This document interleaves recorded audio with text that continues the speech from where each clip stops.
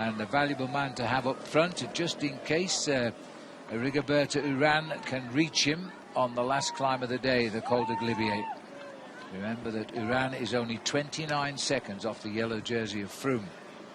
Well, we're about 7.5 kilometres to the top of the Col du Telegraphe, which is around about 5 miles. It's going to take them 20 minutes or so to get up there. Then they'll go slightly downhill for 4 or 5 kilometres into the ski resort of Valois.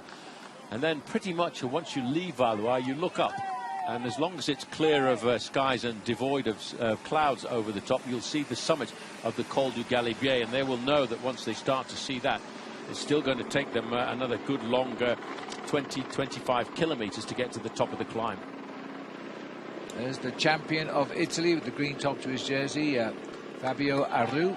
Got his stage win early on and then announced he was never afraid to attack Chris Froome, and so it's proved. He sits second place after 2 days in yellow, 18 seconds off Chris Froome.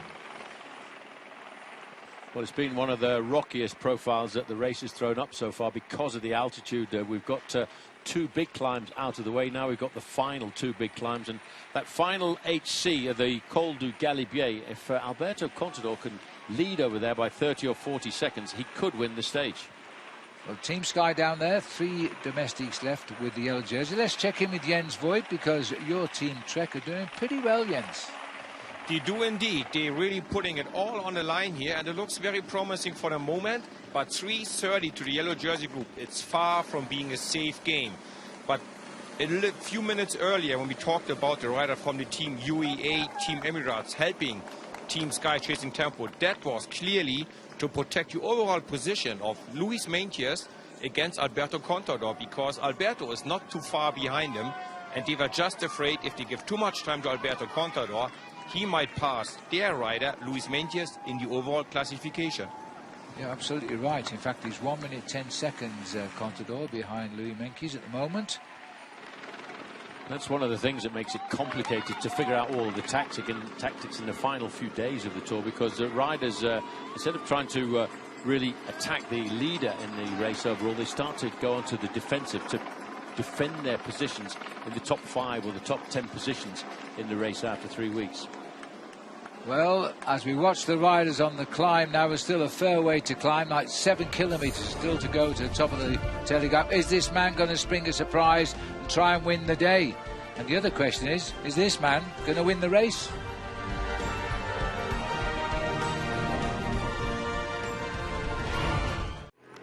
Still about 6 kilometres to climb to the top of the Col du Telegraph, and this is the yellow jersey bunch, swelling a little bit on this climb. Still timed at 3 minutes and 50 seconds behind that leading group of 13 riders. Well, one rider disappearing. This is a bit of a surprise. Alberto Bettiol, he was in the leading group for a long time, but he does have a rider behind him on the road. He's one of the teammates of the man who sits fourth, Rigoberto Urán. Yeah. I didn't really expect him to drop back, but he has. This is the group that's leaving him behind. There's now 12 of them left here.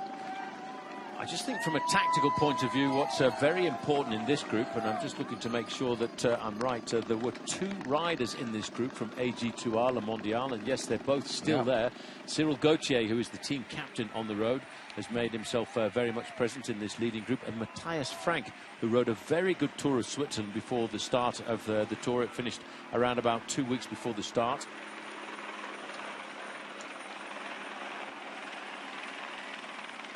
Well, we're just hearing that the last rider in the race, the British rider Daniel McClay, has just abandoned on the climb. So we're now down to 169 riders left in the Tour de France, and we've had quite a list going out today. Pinot and Kittel, the big names, and Marcel Seeberg didn't start, and now Dan McClay has also abandoned. That also means that we've only got 7 teams out of the 22 teams in the Tour left with a full complement of riders. Well, as we watch Volker Mollema do all the work at the front, let's go to our man inside the race, Steve Perino. Well, Phil, I had a chance to check in with the Trek director regarding the bike change with Alberto Contador, and it's exactly what Christian Vandeveld said. They had a chain issue, and when they couldn't resolve it out there, they just swapped out the bikes. And sometimes it can be confusing because Contador in the past has often swapped bikes for a lighter climbing bike, but this year the way the Trek bikes are set up, all of his different setups all come in at the minimum weight, so he doesn't have to change bikes anymore, certainly not on purpose.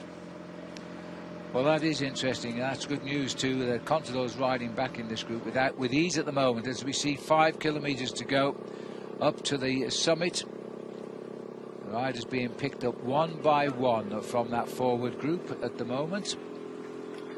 This is still Bauke Mollema, followed by Bryce Feliu and then Serge Pauwels. Just to clarify what Steve Perino was saying there, by the way, about the minimum weight of a bicycle, it's 6.8 kilos, which is just a fraction inside of 15 pounds. Chance here to see one of the citadels which abound in this area. These citadels, nearly all of them designed by the French architect Vauban. They're nearly always pentagons with 5 sides and peaks to control the movement of passages inside of this part of the world. Ben Gastard, the only Luxembourg in the race, he's also cracked. He's coming out of the yellow jersey group. I mean, it's always very complicated in the mountains to try and figure out which group is going where, because we cut from camera to camera almost incessantly. And the next rider there to be in a spot of bother too, as they continue to drop, is Perichon. He's coming from the front to off the back of the peloton.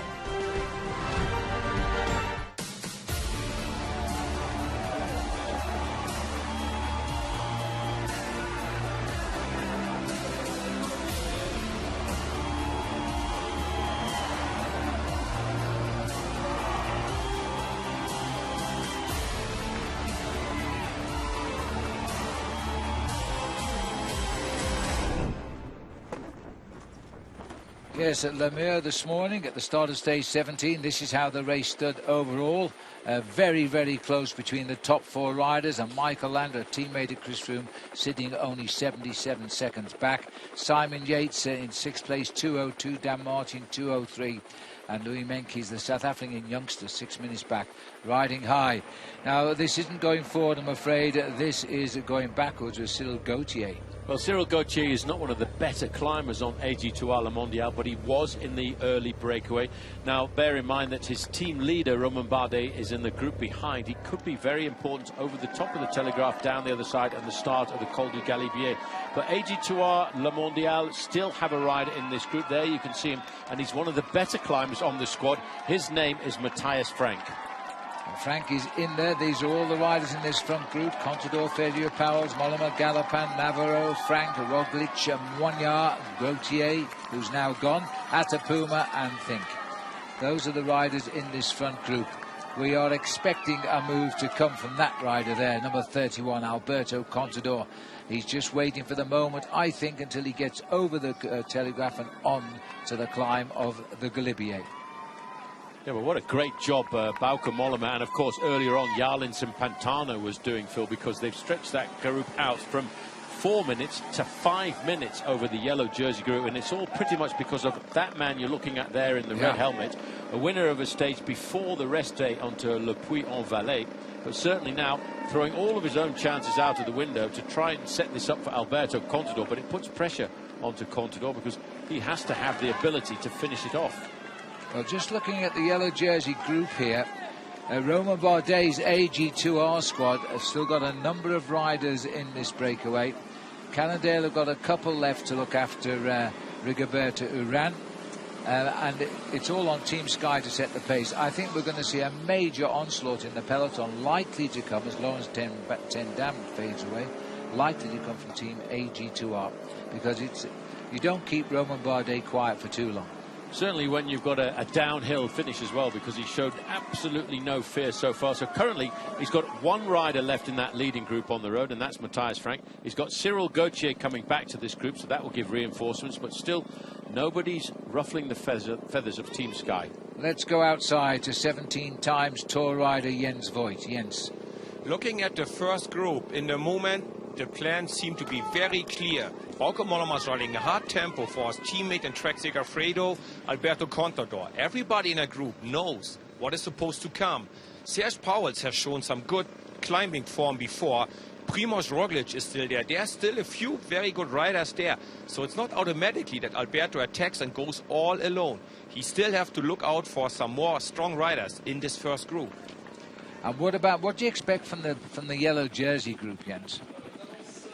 Well, I think Alberto should go before the big attacks in the peloton start, because once Romain Bardet is going to throw down the gauntlet and going to open the big battle, and then it's all up for Argituar to help him getting across to that first group. Alberto should be gone by this time. Okay, because they'll eat the ground up. It's going out to 4:23 at the moment. As you can see, we've got 12 leaders, 6 riders who've been dropped by the leaders, so they're not going anywhere, only backwards. This is Matthias Frank, the last surviving AG2R rider here. That little sticky bottle. There's a few riders were fined the other day for holding on just that little bit too long. It's 100 Swiss francs they get fined, which you tell me, Paul, how much is that in dollars? About $105 at the current exchange rate. A couple of years ago, it would have been around about $200, but everything seems to be coming down to parity. With the leading group, we're about a mile away from the top of the Col du Telegraph, and the gap, again, it really is rather strange how this gap is fluctuating between 3 and 4 minutes. It's down to 4 1/4 now. I think everybody's getting twitchy now, because once we're over the Telegraph, we're on to the last climb of the day, and then it's a 28-kilometre flyer down to the finish in Serge-Rallier. Well, let's begin by taking a look at the Giant Bicycles stage summary so far today. A lead group forming of 12 riders, including Contador and his teammate Mollema. Peloton crashed only 20 kilometres out from the start, involving Kittel, Barguil and Cummings. Kittel later abandoned. Michael Matthews now takes over the green jersey lead, and the all-category climb of the Col de Galibier is still ahead. That's our Giant Bicycles stage summary. And those are the slopes of the Col de Telegraph, and just around the corner to the right is the top of that mountain. Yeah, you can just about see the little auberge just over to the right-hand side. That's the top of the climb.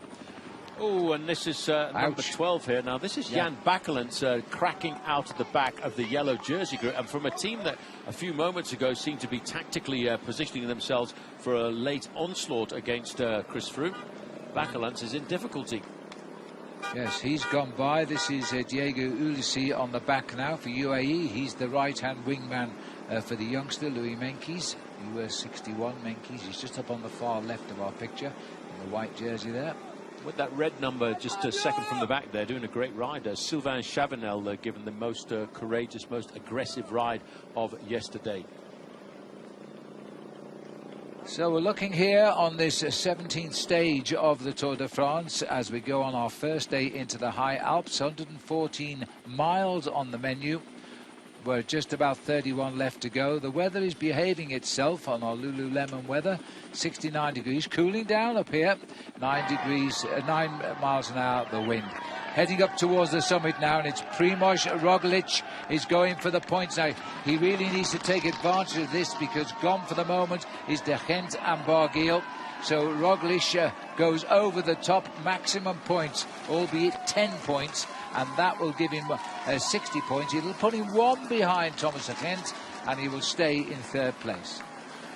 Well, that's going to be a big battle, Phil, as we go down towards the end of this race between those two riders. And let's not forget Thomas De Gent was second in the King of the Mountains last year to Rafa Majka.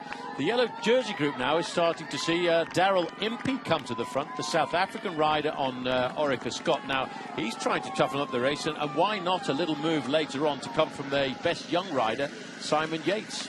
Well, here you can just see Simon. He's just up the left of our picture, peeping in as he was. He's on the right side now, 89 on his back. Simon is getting better and better every day in this race just at this moment. He's engaged in a private battle with Louis Meintjes for the best young rider, and at the moment Yates leads him by 3 minutes and 58 seconds. Everything to race for today and tomorrow in these mountains. They're through 1 kilometre to go now. Chris Froome's got his own hands full. He's looking for the whereabouts of Fabio Aru, 18 seconds off yellow. Romain Bardet, 23 seconds off. And Rigoberto Urán, 29 seconds off. It's going to be a duo fight on the Galibier coming up. Well, it is, but what this does, the work by Daryl Impey here, it gives a little bit of rest and a little bit of respite to Team Sky, who can try and muster their forces for the latter part of this climb. Because once we go over the summit of this climb, Telegraph, we drop down into Valois, and then it's all uphill to the summit of the Galibier with 28 kilometres to the finish, which is about 17 miles in